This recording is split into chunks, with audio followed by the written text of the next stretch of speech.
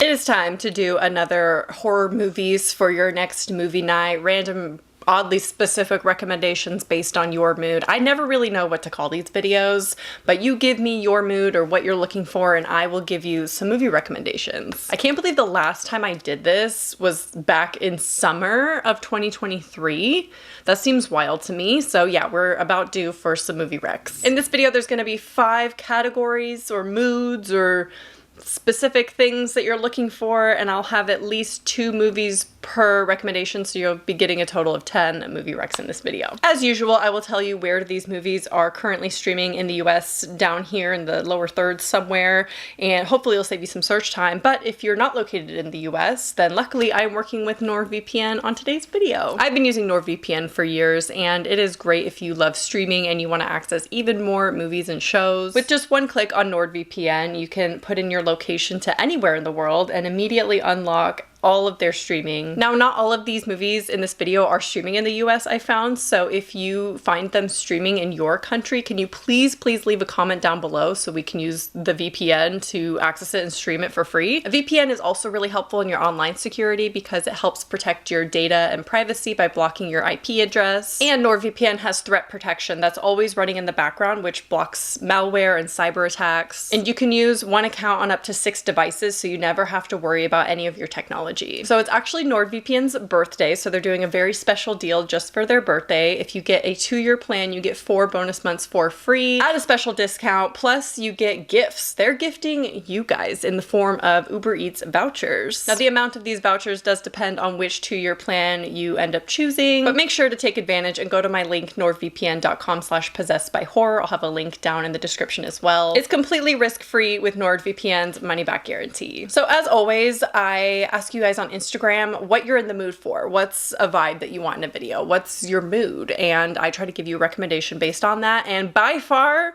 the number one, which I don't blame you, I look for this all the time, by far the most requested is an escape from reality, distraction, disassociation. We just want to leave this reality and go somewhere else in our minds. So the first one that I recommend in this is anytime someone asks for like an escape, or when I'm looking to escape reality or disassociate or, you know, whatever, I like to go to space. I love going to space visually on my TV. Maybe one day in real life, I don't know. But all those space movies, Ad Astra, Interstellar, The Martian, all of these, right, I absolutely love putting on. They're not horror recommendations though. But for a horror movie set in space that absolutely feels like an escape, is it a great situation to be in too? No. But that is Sunshine. Sunshine is like the first thing I thought of when it came to a horror movie when you're wanting to escape. This is set in 2057, where Earth's dying sun spells the end for humanity. In a last-ditch effort to save the planet, a crew of 8 men and women venture into space with a device that could revive the star.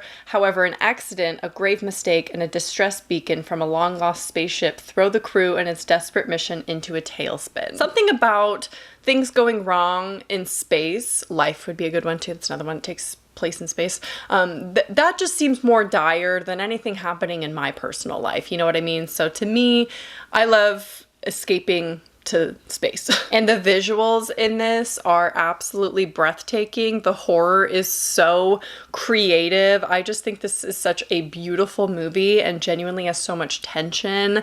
I am just obsessed with Sunshine. It's one of my favorite movies and definitely one of my favorites to recommend for when you want to escape. Now, the next one is more about the idea of escaping. Like, the protagonist in the movie is the one doing the escaping, and that is Pan's Labyrinth. In authoritarian Spain of 1944, the young stepdaughter of an army officer escapes into an eerie fantasy world of her own making. So this has a very real world setting that is quite jarring and horrific in its own way.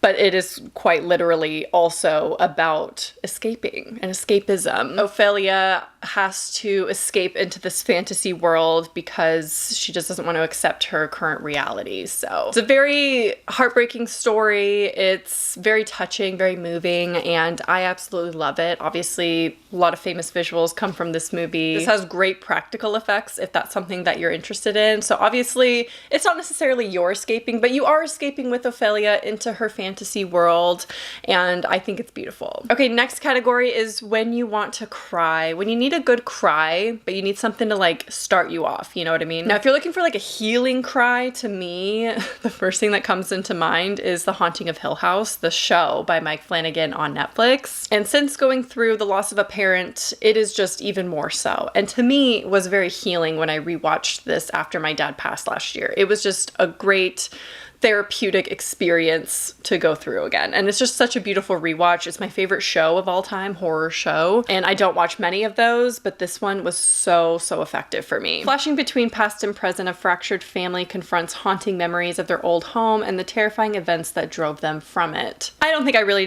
need to explain Haunting of Hill House. I just had to put it in here because it does make me cry every time. If you haven't watched it yet, I don't know who you are or if you even exist, but definitely do if you want a good cry. Next up was a first time watch for me. I did a movie night with my friend AJ and we watched Train to Busan for the first time. It was both of our first times watching it. I know. As soon as I posted it, everyone's like, you hadn't seen that before? No, I hadn't. And now I have, and I've gone through that trauma. Thank you. I rated it 5 stars because it was incredible and I 100% ugly cried in the end. I was sobbing from this movie. As a zombie outbreak sweeps the country, a dad and his daughter take a harrowing train journey in an attempt to reach the only city that's still safe. Now, I think a lot of people, including myself, kind of wrote this off a little bit as being a generic zombie story because that's kind of why I just postponed watching it for so long. It's been on my radar since 2016, okay? Because everyone talks about how good it is, but I kept postponing it because I'm just kind of over the zombie trope. Like, I feel like I've seen it all, right? Seen everything that can be done with it. Something about this movie felt so original to me. It is a South Korean movie and I absolutely love Korean horror. I think they just nail it every time. Just like Japanese horror, like they just get it. And this was really original. The zombies themselves are pretty generic, I would say, but the story and the setting, being trapped on the train most of the time, I really loved, and that was really effective for me. This is definitely one of the most tense zombie movies I've ever seen in my life. I was like holding my breath and watching it behind my fingers the whole time, like stressed out, and then crying. Definitely a crying movie, which I kind of guessed where it was going because I heard that before, so maybe it's a little bit of a spoiler, but just watch it if you haven't yet because it is beautiful and horrifying. Anytime someone asks for an early 2000s hidden gem, I got you. I got plenty of them. Although I might have talked about these before, so if you are a longtime viewer, I'm sorry, these might be a little repetitive. The first one is Creep from 2004, not the Creep that is famous, but Creep from 2004. Party-loving Kate wakes up in a London tube station to find the place locked up and deserted with no choice but to stay there until morning.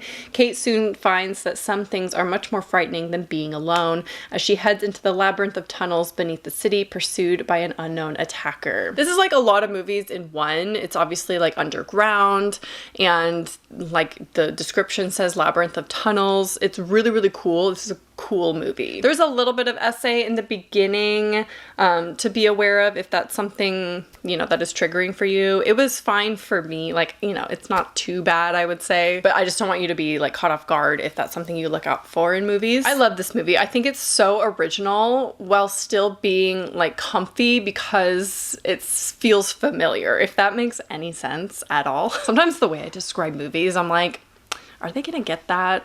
Because I'm very specific about my my taste and my preferences, as you know by now. So I don't know if my descriptions always make sense. I love the visuals and the coloring of this movie. I feel like some scenes are really vibrant and it is a little bit predictable, but then it takes a turn when you're down there and it's wild. It's wild. The next one for an early 2000s hidden gem is by far one of my favorite early 2000s movies of all time. That's saying a lot, okay? But also one of my favorites to recommend when people haven't seen it yet because it is incredible. And that is The Hole from 2001. 4 teenagers at a British private school secretly uncover and explore the depths of a sealed underground hole created decades ago as a possible bomb shelter. So the 4 teenagers end up getting locked in this bomb shelter, I believe from World War II, but they're there to party. They needed like a party venue to hang out and they have like crushes on the boys and it's kind of that like teen drama relationship kind of atmosphere at first, and then things start escalating a little bit and become more dire. But the reason why this is so good is that's not all that it's about. Where the story actually goes and the ending and like the conclusion of this movie is so good. It sounds pretty straightforward, like you know what to expect, but then you just don't. You don't. And of course, it has that early 2000s atmosphere that I love, despite them being in a World War II bomb shelter. Still feels like that. It has that like private school setting as well for some of it. So if you're, you know, into that academia kind of setting, it's just good all around. It's good. Just go watch it, please. Next up, underrated found footage. Another category I will always include in these videos when you want a recommendation for an underrated found footage. Again, I got you. I actually do have a whole master list of 50 found footage movies that I know of that I've seen on Letterboxd. So I will link it down below if you want all of the ones that I know of. There's 50 on that list, but I pulled a couple from that list because you asked for it. First up, obviously, every single time I'm gonna mention Gonjiam Haunted Asylum. This is probably my favorite found footage movie next to Blair Witch Project, the OG, well, one of the OGs, of course. That one really ignited my love for found footage, but Gonjiam is one of the scariest movies I've ever seen. And I've talked about it at length on this channel, so like you've probably all seen it by now, but again, it's like Triangle.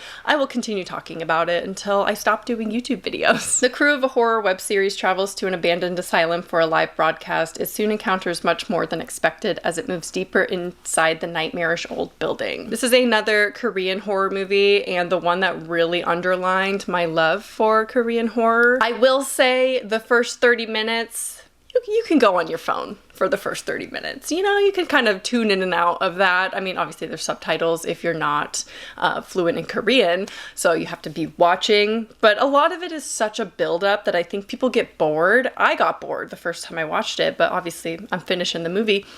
You don't get bored later, trust me. Once they actually get to the asylum, which takes about 30-40 minutes into the movie, that's where stuff starts going down, obviously. So stick through the beginning and get to that part, because that is horrifying. I absolutely love it. Everything about that is just my taste in horror movies. Another underrated found footage movie that I have to talk about is Apollo 18. I finally watched Apollo 18. Decades old found footage from NASA's abandoned Apollo 18 mission, where 3 American astronauts were sent on a secret expedition, reveals the reason the US has never returned to the moon. Does that not sound like my kind of movie? It's a space horror movie, first of all. Another escapism one, right? We're going to the moon. But it's just on the moon. And it's a found footage horror in space. That's like literally the recipe for my kind of movie. Now, this is very low budget. It's not the best found footage movie I've ever seen, but it was actually really entertaining and suspenseful. And you kind of have an idea of what they're going to encounter on the moon. But I love the concept of them actually just being on the moon instead of a distant planet or in deep space or at, you know, on Mars or whatever, because I feel like that's all been done before. And I love the concept of it being like a failed US mission and why we don't send people to the moon ever again. I just think that concept is so cool and had so much potential to be really horrifying. And for a low budget, I think it was executed really well. I liked it more than I thought I was going to because I knew it was pretty low budget going into it, but I was definitely impressed. It was very entertaining. If that formula sounds like something you would like, then definitely give it a try. Not only is it NordVPN's birthday, it's almost my birthday. My birthday is on March 19th. So let's talk about a couple movies to watch on your birthday. First up, we have The Loved Ones. I know what you're thinking. It's a prom movie, not a birthday movie. I know it's not her birthday. To me, it gives a vibe of birthday party because of the decorations. There's balloons. Was there a cake? I don't remember if there's a cake in it, but just the decor and everything. It's a prom, technically, but this would be a great one to watch on your birthday, and I actually might watch this on my birthday. When Brent turns down his classmate Lola's invitation to prom, she concocts a wildly violent plan for revenge. This is a lot. This movie's a lot. It's a torture kind of movie, and it's dark. There's some dark themes in this. Again, it's in my top 30 movies of all time. It's one of my favorites. One of the most original kind of torture, revenge. I don't even know what to call this. It just has everything I like about horror movies. I feel like it has a really good backstory, a good plot, great performances, of course. It is an Australian movie as well. If you want kind of a messed up party situation movie, then this one is perfect. This one's great to watch also at a party setting because it's like a prom celebration, so it's very party-ish. So any kind of party vibe, this also fits that. Next up for a movie to watch on your birthday, House on Haunted Hill. An amusement park mogul offers a group of diverse people $1 million to spend the night in a haunted house with a horrifying past. Now that doesn't sound like a birthday party movie, but the mogul, the millionaire's wife, it is her birthday and she's like a creepy little gal, so she wants to have a birthday party in a haunted house. And so he changes the guest list a little bit to bring these random strangers to her birthday party. That's kind of the subplot within this. The major plot is the description I read to you. So again, is it a reach that it's a birthday party movie? I don't know, but she's there to party. They're partying, it's a birthday party in a haunted house, which is exactly how I want to spend my birthday. Like if I had all the money in the world, I would totally rent a venue like this that was like a genuine haunted house or abandoned house and have a party in it. Are you kidding me? It'd be like a low-key party, like maybe there's some puzzles in the corner and some horror movies going on, you know, nothing too extreme. And then an honorable mention for a movie to watch on your birthday, I have to include it, Happy Death Day. It's not my favorite movie, but it definitely fits that kind of mood if it's your birthday and you want to watch a birthday movie because it's literally her birthday, and also Death Day. So, you know, that one is definitely lighter, not so much horror in my opinion. There you have my movie recommendations for you based on your mood. I love this as a series, so please keep recommending moods that you want recommendations for or specific settings. It could literally be anything you can think of. I will do a vast range of different mood recommendations, so leave a comment down below, and any other additions to this list in this video. If you have other recommendations, please leave it down below. I hope you enjoyed, and I'll talk to you soon. Bye.